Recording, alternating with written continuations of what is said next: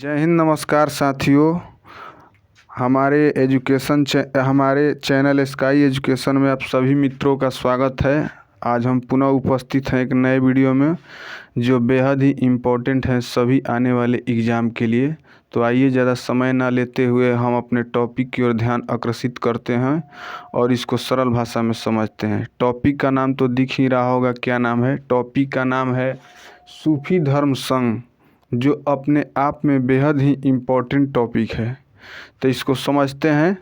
चलिए ज़्यादा समय ना लेते हुए समझते हैं।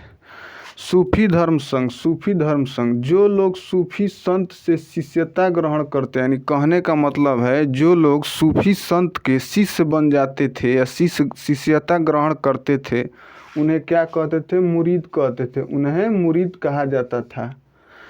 अब आइए नेक्स्ट में चलते हैं। जिन आश्रमों में सूफी संत रहते हैं, जिन आश्रमों में सूफी संत रहते हैं, उन्हें क्या कहा जाता था? खानकाह या मठ। आप लोग ये तो सभी लोग जानते होंगे, खानकाह या मठ कहा जाता था। अब आइए बात करते हैं, ये तो बात समझ गए, जो लोग सूफी संत से शिष्यता ग्रहण करते थे उन्हें क्या कहते थे? मुरीद कहते थे। और जिस मठ में, जिस जगह पे, जिस आश्रम में सूफी संत रहते थे उन्हें क्या कहते थे? खानकाह या मठ कहा जाता था। चलिए नेक्स्ट चलते हैं। सूफियों का धर्म संघ दो सिद्धांतों में विभाजित था। यानी सूफी धर्म संघ जो था वो दो सिद्धांत में विभाजित था। कौन कौन? बासारा, बासारा और बेसारा। बासारा और बेसारा। तो बासारा का मतलब क्या होता है? इस्लामी सिद्धांत के समर्थक। अब बेसारा का मतलब क्या होता है? इस्लामी सिद्धांत के प्रतिकूल, यानी उसके उल्टा न मानने वाले उस सिद्धांत को। तो इसको समझने का तरीका सबसे अच्छा क्या है? बासारा, बासारा और बेसारा। आदमी बोलता है ना कोई भी चीज़, जैसे हम लोग मजाक हंसी में बोलते हैं, ये बेकार बा, ये अच्छा नहीं है। तो सारा तो दोनों में लगा हुआ है, सारा सारा। तो बा और बे का अंतर समझना है। तो बा माने बा, यानी पॉजिटिव चीज़, कोई कहने ही से पता चल रही है क्या है? पॉजिटिव है बा। तो बा माने पॉजिटिव, यानी इस्लामी सिद्धांत के समर्थक, यानी बासारा। आ बे माने बेकार, बे ई ना हो, यानी बोलता है निगेटिव सेंस में लेता है।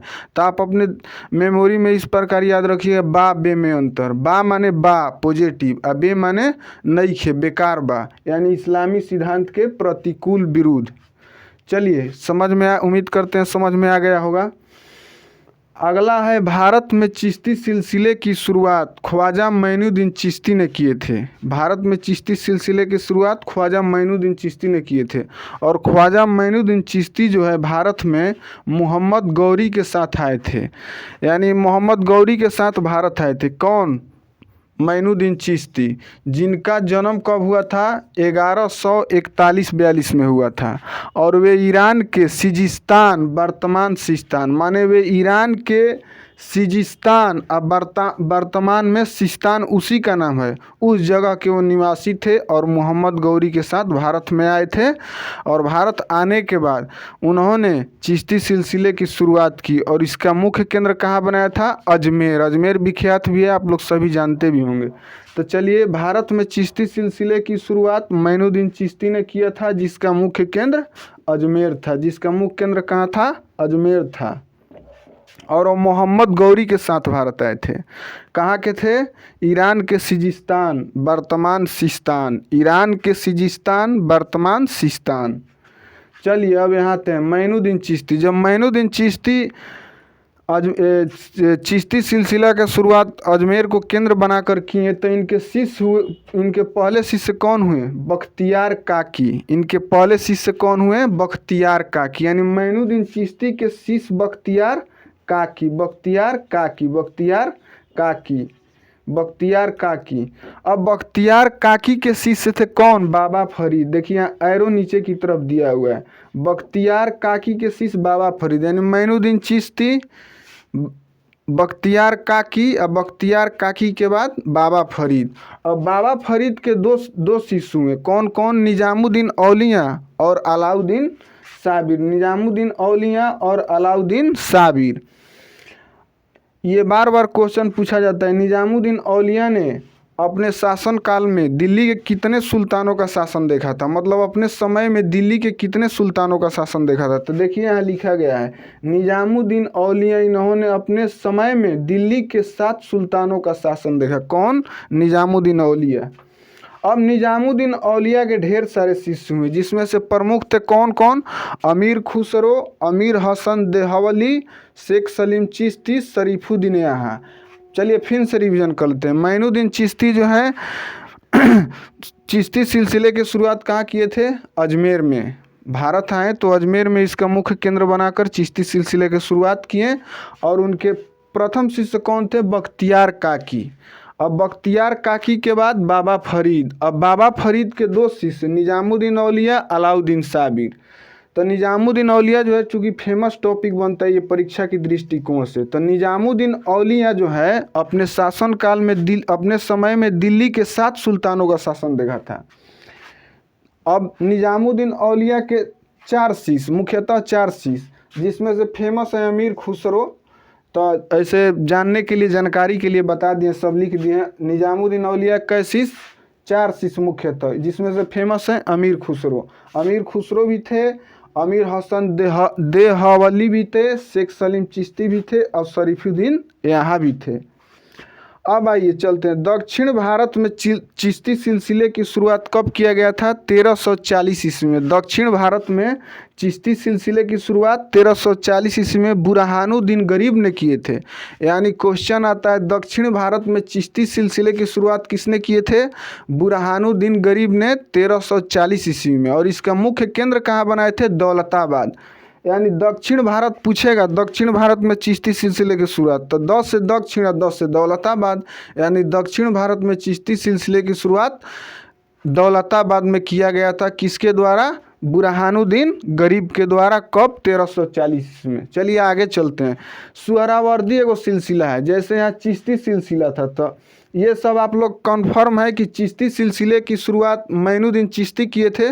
अब यहाँ सुहरावर्दी सिलसिले की शुरुआत किसने किया था? तो सुहरावर्दी सिलसिले की स्थापना का श्रेय किसको दिया जाता है? शिहाबुद्दीन उमर सुहरावर्दी, यानी उसके नामे पर है। सुहरावर्दी धर्म संघ कहिए या सिलसिला कहिए, उसकी शुरुआत कौन थे?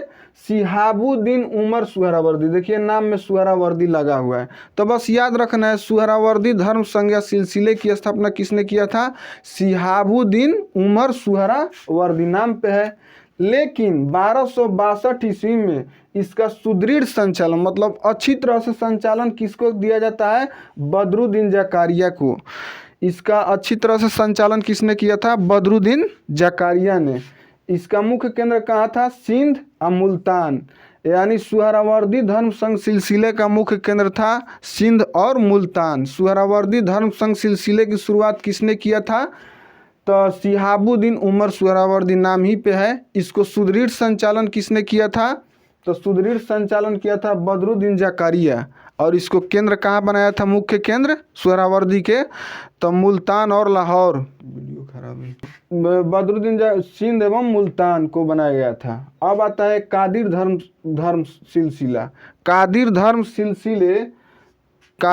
सिलसिला जो है कि स्थापना का श्रेय किसको दिया जाता है? कादिर उल जलानी को दिया जाता है। यहाँ लिखना छूट गए हैं, लेकिन ये लोग आपने माइंड नहीं लिखा हुआ है। कादिर सिलसिले के लोग शिया मत एवं गाने बजाने के विरोधी थे। सबसे पहले ये समझिए, कादिर धर्म संघ के सिलसिले की स्थापना का श्रेय किसको दिया जाता है? तो कादिर अल जलानी। ये कहाँ किए थे? तो बगदाद में किए थे। यानी कादिर धर्म संघ या सिलसिले की स्थापना के श्रेय किसको दिया जाता है? कादिर अल जलानी को। और कहाँ किए थे? बगदाद में। बगदाद कहाँ पड़ता है? ईरान में, इराक में।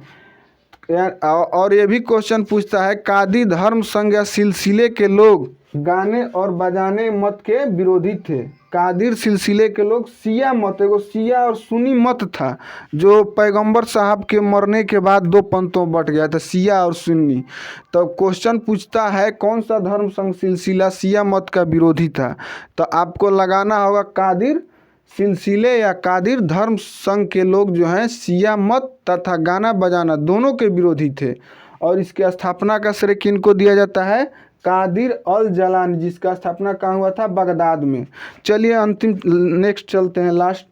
सतारी एगो धर्म संघ सिलसिला था। सतारी धर्म संघ या सिलसिला एगो था फिरदौसी धर्म संघ या सिलसिला। इस सिलसिले का कार्य क्षेत्र जो था कहाँ था? बिहार था। ये बहुत फेमस है, पूछा भी जाता है, कई बार पूछा गया है। तो आपको याद रखना है सतारी धर्म संघ या फिरदौसी धर्म संघ या सिलसिला का कार्य क्षेत्र कहाँ था? बिहार था। तो चलिए हम फिर नेक्स्ट वीडियो में मिलते हैं। अगर वीडियो अच्छा लगे तो लाइक करना और शेयर करना ना भूलें, क्योंकि लाइक करना और शेयर करना ही हमको मोटिवेट करता है और आपका साथ हमारा हमेशा बना रहे। और इसी तरह अच्छा कंटेंट पाने के लिए हमारे वीडियो के साथ कंटिन्यू जुड़े रहें और जो दिक्कत परेशानी हो कमेंट के माध्यम से हमें ज़रूर बताएं। धन्यवाद।